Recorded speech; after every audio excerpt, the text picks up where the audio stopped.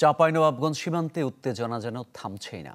একের পর এক ইস্যুতে বিরাজ করছে চাপা আতঙ্ক। ক্ষোভ বাড়ছে সীমান্তবাসীর মধ্যে। সচেতন নাগরিক সমাজ ও জনপ্রতিনিধিরা বলছেন, ভারতের উস্কানিতেই সীমান্তে অস্থিরতা বেড়েছে।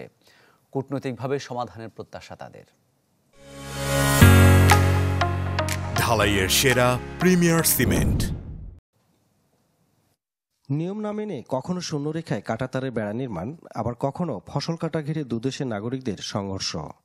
চাঁপাইনবাবগঞ্জের চোকা কিরণগঞ্জ সীমান্তে এমন পরিস্থিতি হয়ে উঠছে গণমাধ্যমের শিরোনাম। চলতি মাসে বিজিবি বিএসএফ উত্তেজনার রেশ না কাটতেই ভারতীয় সীমান্তরক্ষীর গুলিতে আহত হন 2 বাংলাদেশি। এরকম একের পর এক ঘটনায় অস্বস্তি আতঙ্ক বেড়েছে সীমান্তে। এর জন্য মূলত ভারতের আগ্রাসী মনোভাবকে দুষছেন স্থানীয়রা। সীমান্তবাসীরা বলছেন, বিগত সরকারের নতজন নীতি, বিএসএফের আচরণের প্রতিবাদ ও বৈষম্য বিরোধী আন্দোলনের রাজনৈতিক ফলাফল মেনে নিতে পারছেন না ভারতীয়রা। তাই এমন বেপরোয়া আচরণ তাদের। শেখ হাসিনা সরকার পালিয়ে যাওয়ার পর ভারত কিন্তু বাংলাদেশের প্রতি আগ্রাসী মনোভাব দেখাচ্ছে। এই অন্তর্বর্তীকালীন সরকার জোরালো ভূমিকা নেওয়ার কারণে তারা উত্তেজনা সৃষ্টি করছে। যে কোনো মূল্যেই হোক তারা তার ভাড়া দিবে, যার কারণে ছোটখাটো বিষয় নিয়ে বারবার তারা উস্কানিমূলকভাবে আমাদের উপর আক্রমণ করছে।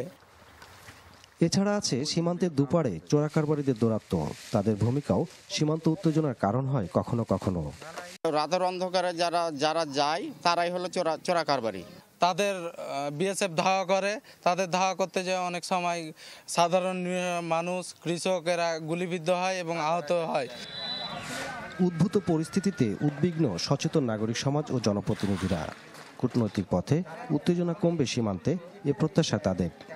যেহেতু এই জিনিসটা কমছে না, বাড়তে আছে, এই আগ্রাসী মনোভাব বাড়তে আছে, সেহেতু আমি মনে করি যে এখনই কূটনৈতিকভাবে আলোচনার মাধ্যমে উচ্চ পর্যায়ে এটা একটা স্থায়ী সমাধান দরকার।